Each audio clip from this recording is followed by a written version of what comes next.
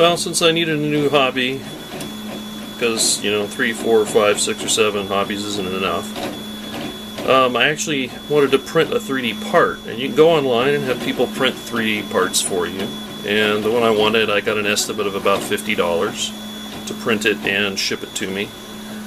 So I decided, well, why don't I look at how much 3D printers cost? Then I can make it myself and have a 3D printer as well. Well, I didn't do quite enough research. What I got is the Robo 3D, which is a fine, how do I say it, low-end 3D printer. Brand new. The current model is called the Robo 3D R1 Plus, and it sells for around $700. I got this one for $400 off Craigslist used before I did any research. It was advertised as a Robo 3D R1. So I knew there were different versions of the Robo 3D, but I didn't quite know the differences between them. So when I went to pick this up, the guy told me about the extra parts that he was including, and I asked him a couple questions, and basically I hadn't done enough research to know exactly what it was that he was selling me, and I don't honestly think he was quite truthful with what he told me he was including. Basically, this is the Kickstarter or beta Robo 3D. Now, the difference is the y-axis, the bed moving forward and back, you can see that it's on what look like drawer slides instead of solid round rods. There you can see it. Whereas the carriage going left to right is on round rods with bearings. So that's one big difference that you can tell you have a Kickstarter or beta version, as opposed to the R1, which is the first retail version, or the R1 Plus, which is the current version that's selling now in 2017. Another difference, if you can see the print head, it's not made of metal. They call that the hot end. It's the assembly of the lower part that's a thermal block with a thermistor temperature gauge sensor in it, plus the actual nozzle at the end, the filament comes out, and the upper part that's kind of a heat sink. So this one is made out of, I'm not sure if it's nylon or what it is, it's some kind of high temperature resistant plastic, whereas the R1 and the newer R1 Plus have all metal setups. Well, what was included with this when I bought it was an E3D V6, I thought. That is an upgrade to the print head that's fully made out of metal, and I have evidently what's probably a Chinese clone, and it's missing a bunch of parts, so I can't use it. This print head has a little oozing problem out the side. I've learned that that is because this original, what they call the J-head hot end, is actually on its way out, basically.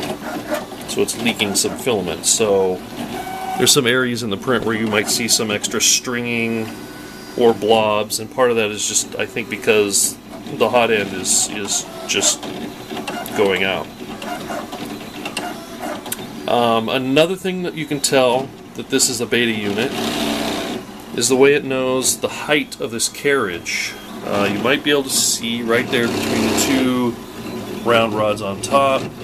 Down near the back there's a single micro switch, and there's a screw that comes down and touches it, and that's how it knows the lower limit for the carriage to go.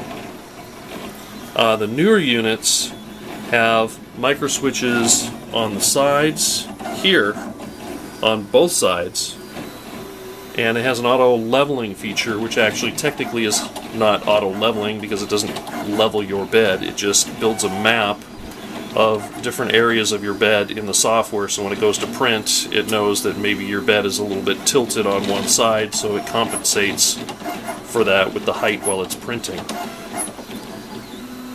So those are the major differences. Also, I guess another difference. The bottom of this unit does not have a cover. The new ones have a plastic cover that covers the bottom of the unit, and there's a small fan that blows on the electronics. This does not have a bottom. There aren't even any screws to screw one in. And there's no fan on this unit blowing on the electronics. So those are all things that they've upgraded in the later versions based on the feedback from their original Kickstarter version. So you can upgrade pretty much all of that.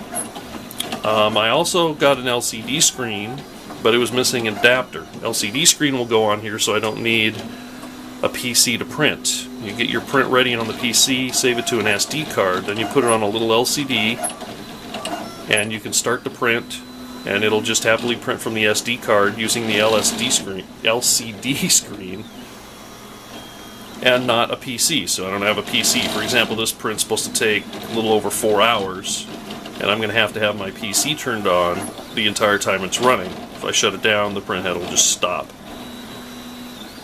So those are the major differences in case anybody else is looking at getting a used Robo 3D, since these are becoming more affordable, and with newer models out, you will see more people trying to get rid of their earlier models for the upgrades rather than upgrade them themselves. So just buyer beware. Like I said, you can upgrade this. You can get those drawer slides on the Y-axis. You can 3D print the parts, plus get some bearings and rods. You need to drill a few holes into the black plastic piece there that the bed assembly is on, which scares me a little, but that'll get you the Y-axis on rods instead of the drawer slides. As I said, you can get a new hot end. Unfortunately, because I have a clone and it's not all there, I'm probably going to have to buy an entire new hot end from the actual E3D V6 website. Get a legitimate one with all the parts. And the other thing, the axis, the Z-axis, where I was saying there's one micro switch back there in the corner with a rod. I have already got the hardware from Hardware Store and printed out new brackets that will go on the left and right side of the carriage to update it to the what they call the auto leveling system. And then I just need to flash the firmware and tell the firmware that this is now an R1 because it'll have the same specs as an R1. One other thing I forgot to mention as I watched this cable here that goes to the heated bed. The heated bed doesn't work on this. The seller was telling me that it should. On the forums I found out that there's a MOSFET on the ramps board, one of the electronic boards that tends to go out, that controls the heated bed. The seller did include another ramps board, so whether that one's good or bad, he said he just wanted to make sure he had a spare. So I might try swapping over to that. Another thing I could do is unsolder. There's 3 MOSFETs of the same type on that ramps board, or at least 2 that I was able to read the labels of, so I might be able to unsolder one from one of the ramps boards that's good and move it to the other ramps board that's bad. Anyway, just thought I'd take a little video of another hobby that I've started.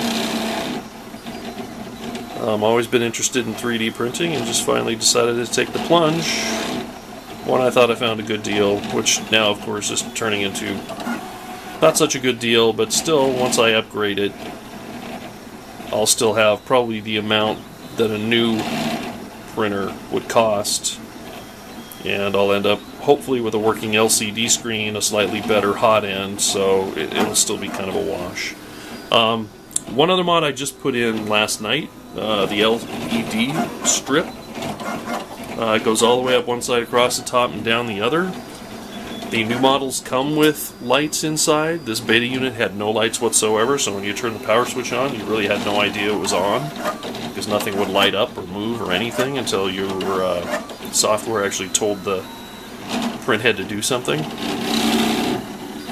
So, yeah, I was a little bit worried about the power, if that many LED lights would affect the power, so this is my first print after installing the LED lights. The seller again told me he upgraded the power supply to a stronger power supply, so hopefully some LEDs won't make much of a difference as far as affecting the available power, and everything will still work okay.